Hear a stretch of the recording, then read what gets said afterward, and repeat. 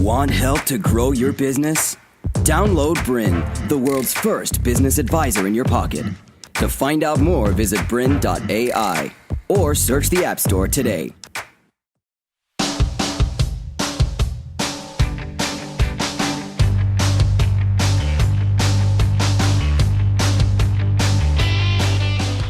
Hello and welcome to another episode of Family Business Matters.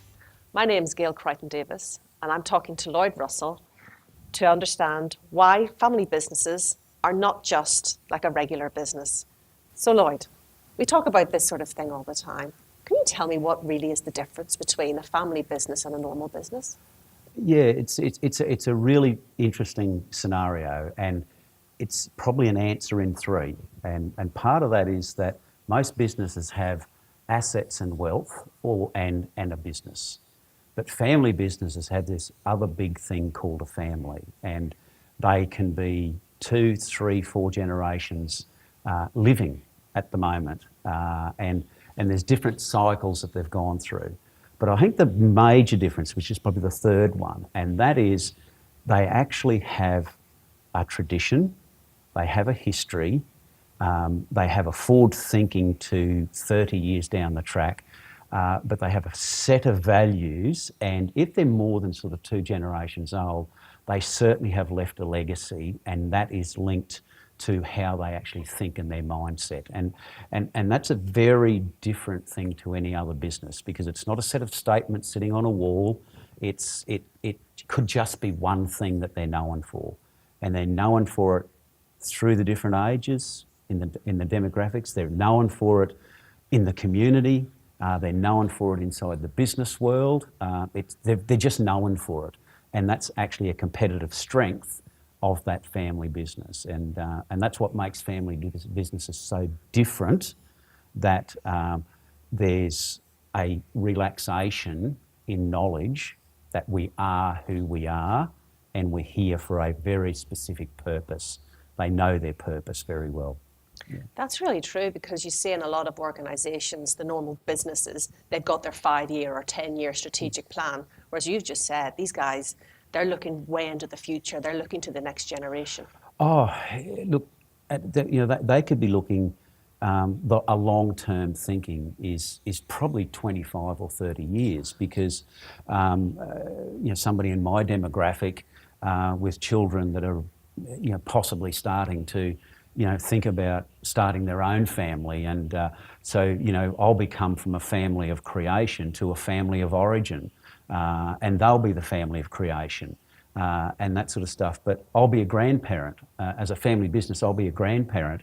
So I'm thinking about what can I still do to help those grandkids get to school and those sorts of things. So I'm thinking, 20, 30 years from now, and to people that just sometimes aren't even born, and that's a different sort of thinking. And yeah, look, there's a whole question here of, but that's all about the family, and you've got to bring that into a practical sense, that what's good for the business, it's an old cliche, what's good for the business is very good for the family, because that's what you're here for. So you've got a different purpose, and so it's got to be a good thing. So you've got to bring it down to a 15-year, thinking, and that might be how you borrow money for capital. You've got to think about it from a 5 or a 7-year process, and then you come into where most corporations do their strategic planning. Mm-hmm. In a family business, that's almost business planning. In a family business, because we've had 3 stages of thinking before we get to 5 years. But yes, you have to monetize things. So you do have to look at your business from a weekly perspective, from a sales, from a marketing, and all that.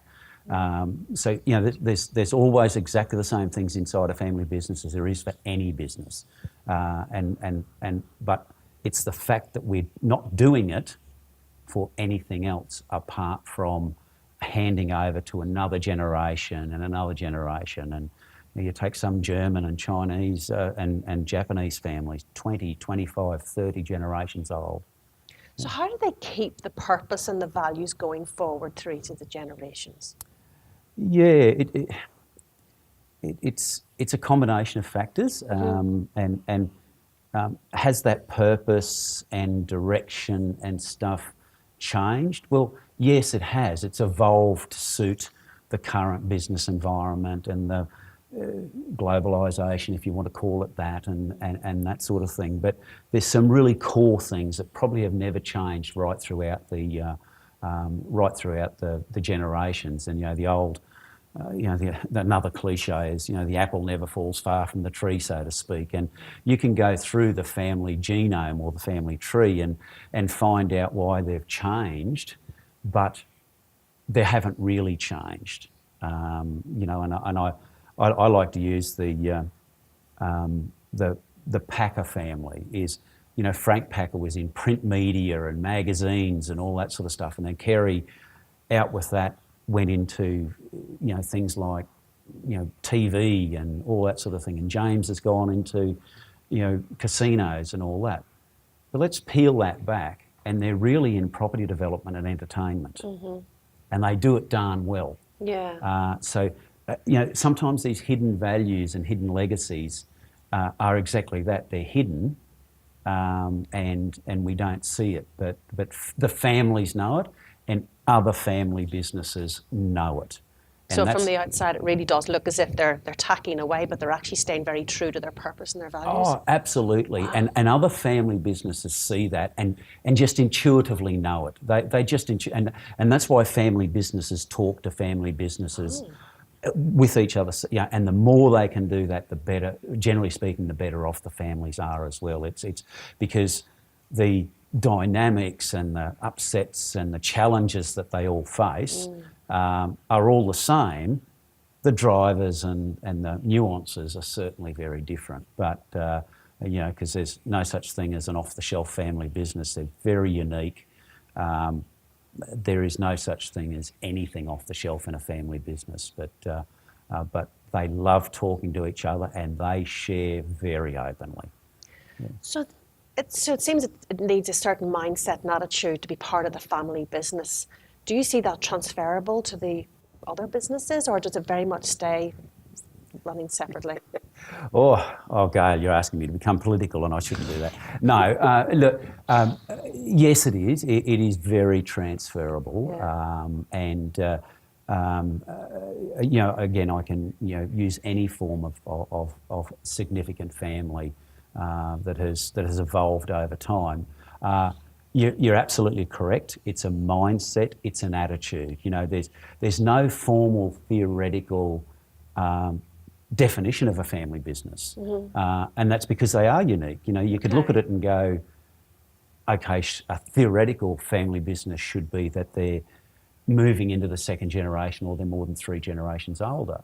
But I know family businesses in certain areas where each generation is acting exactly like a founder, and they don't acknowledge the past openly. They don't acknowledge the past, and they'll hand over from the grave because that's their tradition. But I know startup businesses, that have a mindset that they're trying to set up, and it comes back to what we talked about earlier. There is values and legacy, because the values aren't, as I said, that 19 or 20 motherhood little words up on a wall. They might be 1 or 2 serious things, and that drives the legacy. It drives the legacy, but there is 2 other little things that is very difficult for other sorts of businesses, and it's called custodianship and stewardship. And family businesses that have had long tenures know that at this point in time, they are the custodian and the steward. So they have a role that they must control these assets in a way that's leveraged the history and will still be better and more pliable or more innovative for the next generation. And they're the steward of those, but they're also the steward of the family legacy and the family reputation and the community involvement and all that sort of thing. Yeah. So whenever you see family businesses forgetting about being the stewards and the custodians and go into managers and owners, how do you help them remind themselves of what they're supposed to be doing? Look, there's certainly no one size fits all, because it comes down to really how they were brought up and that sort of thing. But you've got to go behind the scenes and is it what the behaviour we're seeing, is it a right of entitlement or is it they're falling under the weight of expectations and obligations? And that can be at the incoming generation, it can be the incumbent generation, or it could be the owner who hasn't handed assets over yet because there's a particular reason why that needs to be done or whatever. And it just could be that there's been too much control. How do you get over it? You've got to find those deep-seated drivers. It can take 2 years of building trust and rapport with a family business to find those real drivers. However, at the end of the day, a family business does have a purpose, and they have a purpose in business, but they have a purpose in the family in business.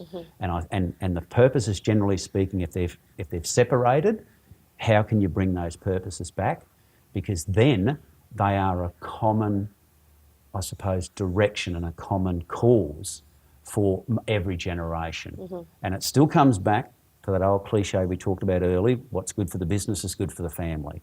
Because if the behaviour is being upset inside the business, we've got to focus on that. How do we get that behaviour out of the business and out of the family and that sort of thing? It's, again, it's, how deep's the well, how long's a river, how long's a piece of string. You can name a heap of them if you'd like to. There is no one family that is the same as the other, and it has to be unique to the family. That's incredible.